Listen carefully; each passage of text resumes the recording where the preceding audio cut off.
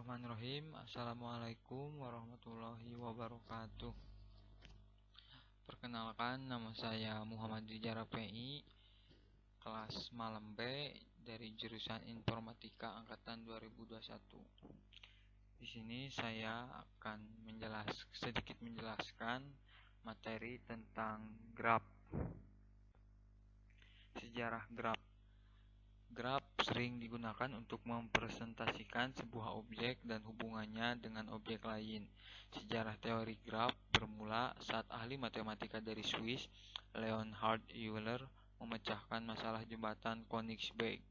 Masalah jembatan Königsberg adalah teka-teki lama mengenai kemungkinan menemukan jalan setapak di 7 jembatan yang membentang di sepanjang sebuah sungai bercabang yang melewati sebuah pulau, tapi dengan tanpa melewati jembatan 2 kali. Euler berpendapat bahwa tidak ada jalan semacam itu. Buktinya hanya mengacu pada susunan fisik jembatan, namun intinya dia membuktikan teorema pertama dalam teori graf. Seperti yang digunakan dalam teori grafik, istilah tidak mengacu pada grafik data seperti grafik garis atau grafik batang. Sebaliknya, ini mengacu pada sekumpulan simpul, yaitu titik atau simpul, dan tepi atau garis yang menghubungkan simpul. Bila dua simpul digabungkan lebih dari satu tepi, grafiknya disebut multigraf. Grafik tanpa loop dan paling banyak satu tepi antara dua simpul disebut grafik sederhana, kecuali dinyatakan lain. Grafik diasumsikan mengacu pada grafik sederhana bila setiap simpul dihubungkan oleh ujung ke setiap titik lainnya. Grafik disebut grafik lengkap bila sesuai arah dapat diberikan ke masing-masing ujung untuk menghasilkan apa yang dikenal sebagai grafik terarah atau digraf. Graf pada dasarnya mempunyai komponen berupa simpul dan sisi, dan pada graf tersebut sehingga membentuk graf terbuka dan graf tertutup, sehingga membentuk sejumlah lintasan dan sirkuit, sehingga pada teorema graf telah dapat menyelesaikan tanda tanya dalam penyelesaian teka-teki jembatan Königsberg dan dengan solusi masalah yang sama. Definisi graf. Graf bisa disimpulkan dengan huruf G, didefinisikan dengan sebuah pasangan himpunan yang terdiri dari himpunan tak kosong dari simpul-simpul yang biasanya disimbolkan dengan V atau vertis, dan himpunan rusuk yang disimbolkan dengan E atau @G, di mana baik V atau E menghasilkan sepasang simpul pada G.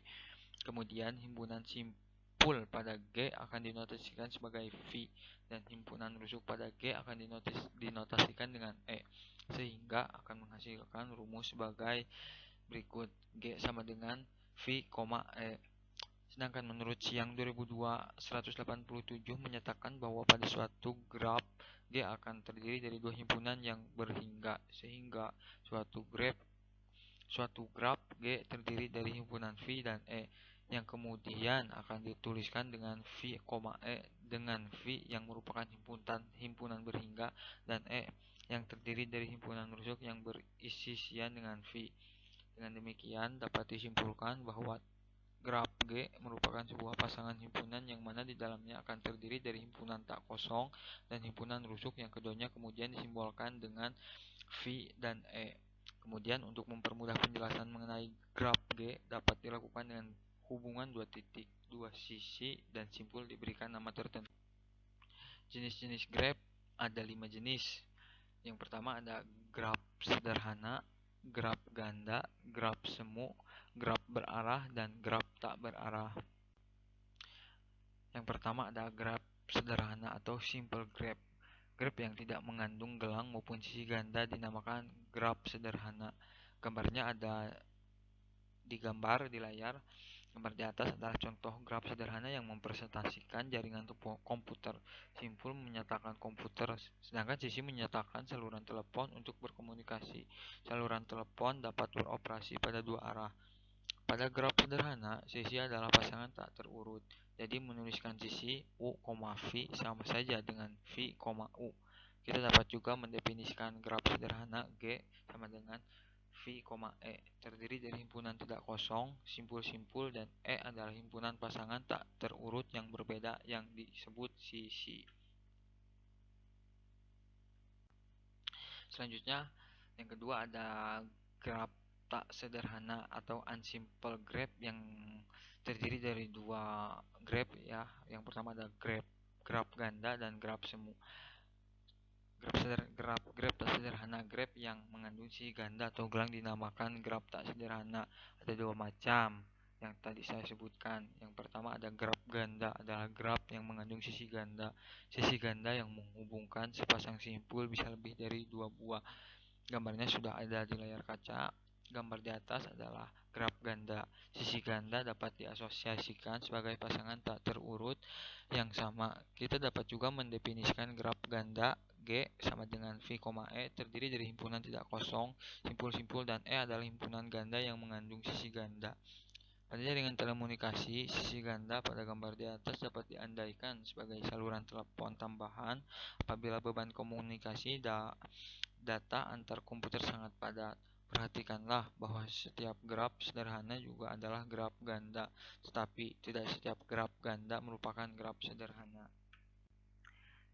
Selanjutnya, graf tak sederhana yang kedua ada graf semu, yang artinya adalah graf yang mengandung gelang. Gambarnya sudah tertera di layar. Gambar di atas adalah graf semu, termasuk bila memiliki sisi ganda sekalipun. Sisi gelang pada gambar di atas dapat dianggap sebagai saluran telepon tambahan yang menghubungkan komputer dengan dirinya sendiri, mungkin atau tujuan untuk diagnostik. Graf semu lebih umum daripada graf ganda, karena sisi pada graf semu dapat terhubung ke dirinya sendiri. Jumlah simpul pada graf kita sebut sebagai kardinalitas graf dan dinyatakan dengan N sama dengan V, dan jumlah sisi kita nyatakan dengan M sama dengan E. Pada contoh di atas gambar pertama mempunyai N sama dengan 4 dan M-nya sama dengan 4, sedangkan gambar yang kedua mempunyai N sama dengan 3 dan M sama dengan 4. Graf berarah. Graf yang setiap sisinya diberikan orientasi arah disebut graf berarah. Kita lebih suka menyebut sisi berarah dengan sebutan busur. Pada graf berarah, U, V dan V, U menyatakan dua buah busur yang berbeda. Dengan kata lain, U, V sama dengan V, U. Untuk busur U, V, simpul U dinamakan simpul asal dan simpul V dinamakan simpul terminal. Gambarnya sudah ada di layar kaca. Gambar di atas adalah contoh graf berarah. Pada gambar di atas dapat dibayangkan sebagai saluran telepon tidak dapat beroperasi pada dua arah. Saluran hanya beroperasi pada yang ditunjukkan anak panah. Jadi sebagai contoh saluran telepon 1,2 tidak sama dengan saluran telepon 2,1.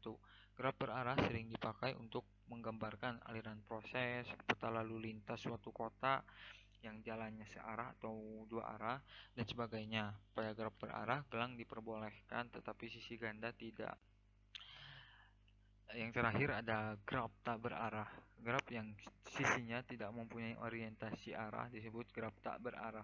Pada graf tak berarah, urutan pasangan simpul yang dihubungkan oleh sisi tidak diperhatikan. Jadi U, V sama dengan V, U adalah sisi yang sama. Tiga buah gambar di atas adalah contoh graf tak berarah. Pada jaringan telepon, sisi pada graf berarah menyatakan bahwa saluran telepon dapat beroperasi pada dua arah. Ini adalah contoh-contoh terapan graf ya. Yang pertama ada rangkaian listrik, gambarnya bisa kalian lihat. Yang kedua ada isomer senyawa karbon, sama gambarnya bisa kalian lihat. Terus yang ketiga ada ini makanan yang bahasa ininya biologi. Terus ada pengujian program. Terus selanjutnya kita akan membahas terminologi graf. Terminologi dasar kita akan sering menggunakan terminologi istilah yang berkaitan dengan graf. Contoh graf pada gambar di bawah ini ada 3 gambar. Yang pertama dan yang kedua dan yang gambar yang ketiga bisa kalian lihat. Gambar di atas akan digunakan untuk memperjelas terminologi yang kita definisikan. Graf yang gambar pertama adalah graf sederhana, sedangkan graf Yang gambar kedua adalah graf semu yang mengandung sisi ganda maupun gelang. Dan gambar yang ketiga adalah graf dengan sebuah simpul yang terpisah dari simpul lainnya. Ketiga buah graf ini adalah graf dengan tidak berarah.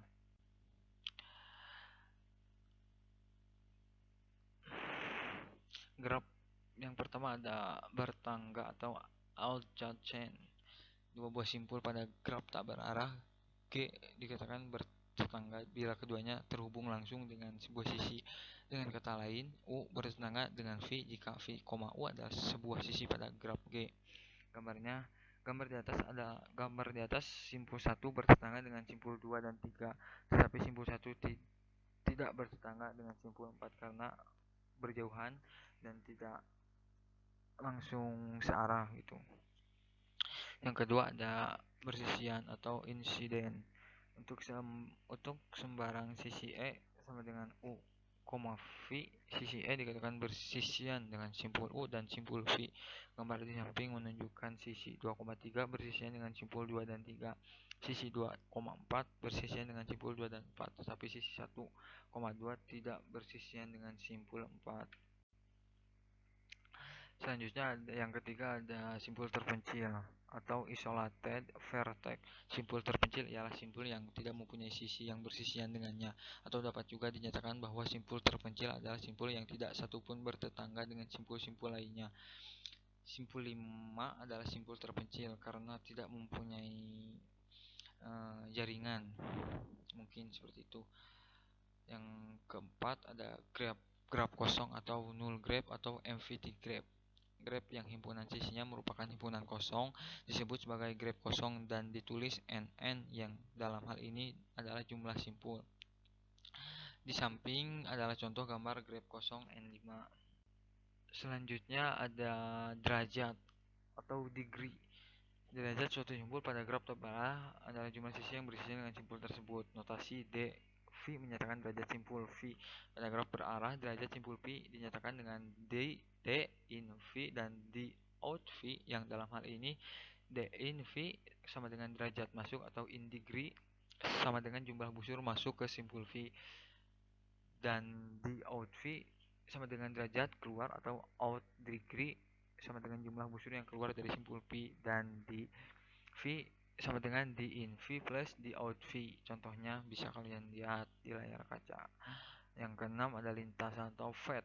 Lintasan yang panjangnya dari simpul awal VO, V0 ke simpul tujuan VN di dalam graf G ialah barisan berselang-seling simpul-simpul dan sisi-sisi yang terbentuk VO, E1, V1, E2, dan V2 seterusnya sampai VN negatif 1. EN, VN sedemikian sehingga E1 sama dengan V0, V1, E2 sama dengan V1, V2 dan seterusnya sampai EN sama dengan VN negatif 1, VN adalah sisi dari graf G.